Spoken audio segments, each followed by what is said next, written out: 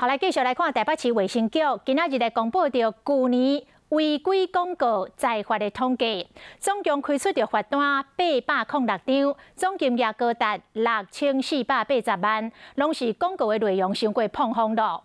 罚款上多是专门咧代销着保健食品的收虚公司，罚唔惊哦，连续2年拢是罚款上多的公司。 燃烧多余的卡路里，这是每个女人最想要听到的一个效果。直接讲，益生菌会使伫肠内面形成保护膜，甲烧掉假卡路里。只要披着就可以延缓老化，预防疾病。 也是强调麻糬会使降低胆固醇，甚至防中风、和心脏。营销公司伫电视里放送这款呢真含的广告内容，互人罚钱。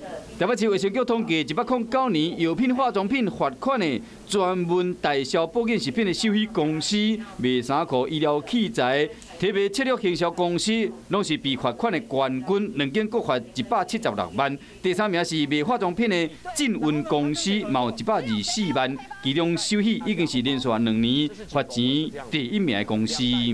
但是它相对的违规的案件数跟金额都有往下降，代表在持续的辅导跟裁罚的情况之下，业者在广告行为上是有所的改正。 卫生局讲，收虚是以违反食安法上济，会使罚4万到200万。那一违规就一直罚。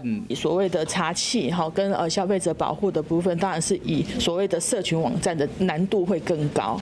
109年违规的广告，卫生局罚806件，金额有6480万，而且网络占大多数。除了官网以外，社群媒体面册甲 Instagram 等等比例是愈来愈悬。卫生局嘛提醒乡亲，千万唔通太过相信广告，以免开钱佮伤身体。